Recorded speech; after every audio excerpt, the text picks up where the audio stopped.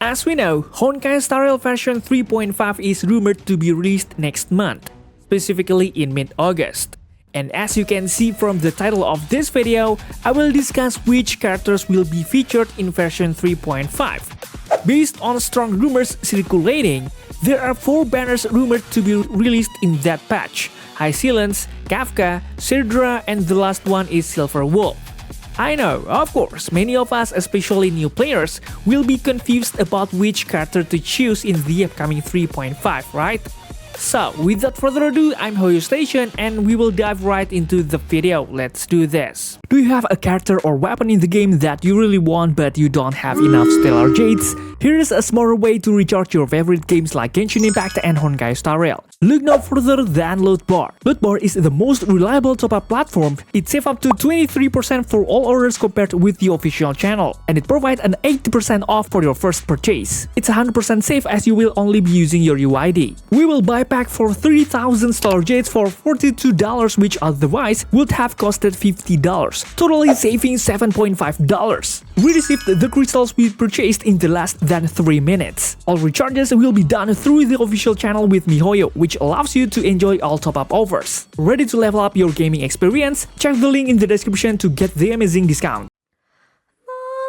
Before we dive into the details of the character list for version 3.5, I want to give you a heads up that the information I'm sharing in this video is still just a rumor.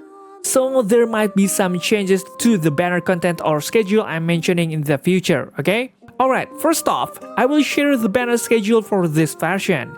In the first phase, which is expected to launch on August 13th, 2025, we will be getting a new character banner that many players have been waiting for: Hysilens, a beautiful and charming character with the ability to enhance the performance of the currently underperforming damage over time team. However, in addition to Hysilens, it seems we will also get another damage over time character named Kafka as a rerun banner in that phase. Well, the lineup for the first phase banner is quite interesting, right? As it features 2 damage over time characters that will be great in the same team.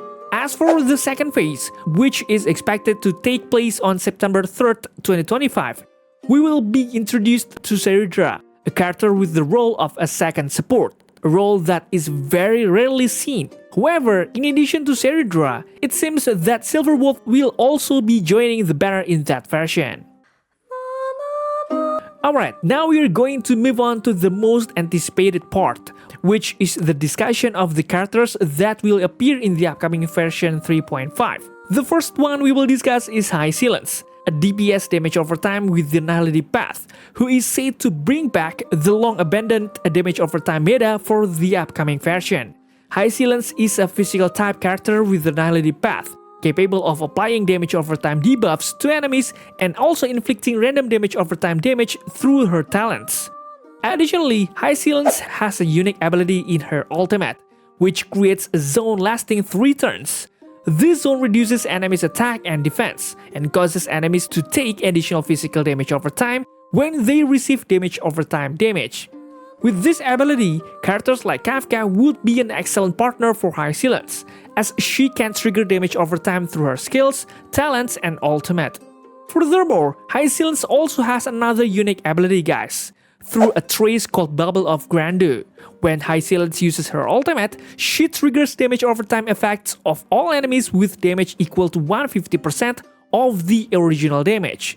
This effect is similar to Kafka's ultimate and allows Hysilens to function as both a DPS and sub-DPS, triggering damage over time while also applying damage over time debuffs to enemies. So, is this character worth picking up in version 3.5? Honestly, in my personal opinion, if you already have Kafka or plan to obtain Kafka in the future, then this character is definitely worth picking up. The question is, why? Overall, these characters can inflict debuffs and deadly damage on all enemies through the damage over time mechanism. If you have seen some of the showcase videos, even with just E0 S0, Hysilens can deal massive and deadly damage. However, if you don't currently have Kafka, I strongly recommend getting Kafka first, as Hysilens' performance will drop drastically if you don't bring Kafka in your team. Additionally, although this character has great potential, She is a character with very specific abilities that only work with the damage over time mechanism. Therefore, if you currently have no intention of forming a team with that mechanism, then this character is not worth taking. For the next character, we will discuss Kafka, who received a buff in version 3.4 and is rumored to receive another buff in the upcoming version 3.5. Kafka is a lightning type character with the Nihility Path, a sub DPS character who can trigger damage over time without having to wait for the enemy's turn first. After the buff, Kafka can trigger damage over time on enemy targets through her skills, talents, and ultimate ability, with varying damage percentages and the number of enemy targets affected. Her skill named Caressing Moonlight, which is a blast type skill, triggers damage over time on 3 enemies, dealing 75% of the original damage to the main enemy target and 50% of the original damage to the 2 enemies surrounding the main target. As for the talent named Gentle but Cruel, it launches a follow-up attack on enemy target hit by attacks from teammates. This follow-up attack triggers a damage over time on one enemy equal to 80% of the original damage. As for her ultimate ability named Twilight Thrill, it deals lightning damage and triggers damage over time on all enemies equal to 120% of the original damage. With all these effects, Kafka can become the best sub DPS for Hysilens, who can also apply damage over time to enemies through her kit. In addition to triggering damage over time, Kafka also provides a buff that increases attack power by 100% for team members, including herself, who have a hit rate effect of 75% or higher through her ability named Torture. This attack power boost can be utilized by teammates like Hysilens and Black Swan, as they require a certain effect hit rate to maximize their damage and skills. In my personal opinion, Kafka is still worth picking up if you plan to obtain Hysilens in version 3.5. Overall, Kafka has seen a performance boost since receiving a buff in version 3.4. Before Hysilens' arrival in the upcoming version, Kafka was ranked poorly due to the damage over time meta being far behind other mechanics introduced in version 3. However, I believe this character will see a significant improvement in the next version thanks to Hysilens' arrival. What do you think, guys? Next, we will discuss Cerydra, who is also the newest character to be released in the upcoming version 3.5, more specifically in the second phase. Cerydra is a wind-type character with the Harmony Path that automatically acts as support. She has a very unique kit, where she can duplicate the skills of teammates who has the Peerage buff granted by Cerydra to one teammate.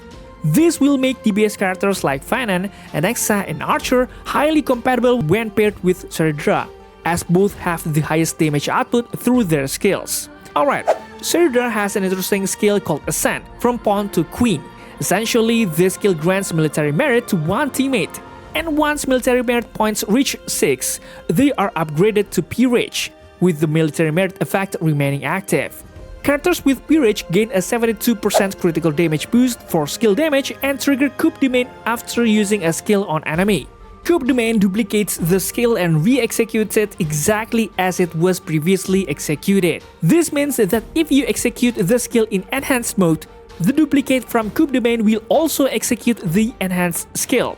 Therefore, Cerydra is highly compatible with characters whose primary damage comes from skill, such as Finan and Alexa. Additionally, an interesting point about military merit is that this buff has no turn duration, meaning you can use Cerydra's basic attack if you don't have enough skill points without worrying about the buff's duration. So, is Cerydra worth taking in the upcoming 3.5? Well, overall, I think this character is worth taking, especially if you have many hypercarry units like Finan, Alexa, or Archer. I would recommend this character even more. Although this character is a very good unique character, Cerydra herself has a weakness in that she only functions as a secondary support or additional support, which is useful for adding value to an existing team composition. This means that other secondary supports like Robin and Ranmei, who can also provide attack buffs, can be used if you don't plan on taking Cerydra in this version. For new players, you can skip Cerydra and focus on getting other characters that are more worth taking. Alright, now we will move on to the second rerun phase, which will be filled by Silver Wolf, who also received a buff in version 3.4. Silver Wolf has a quantum type with Renality Path that can grant an implant weakness based on the first character in the lineup, and also reduces the resistance of the implanted weakness type by 20%.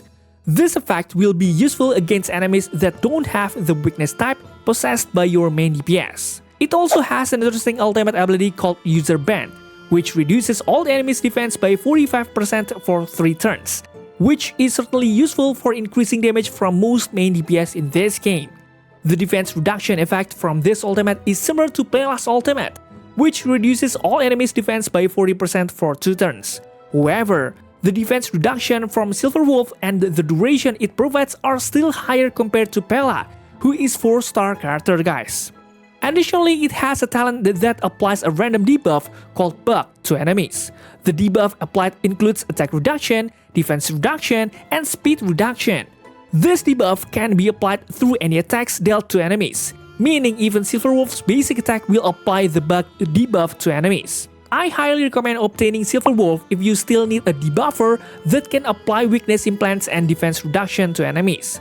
After receiving significant buffs in version 3.4, Silver Wolf has become frequently used for endgame content, particularly in Memory of Chaos and Apocalyptic Shadow, as it can inflict extremely high defense reduction on enemies, significantly increasing the damage output of the main DPS we use.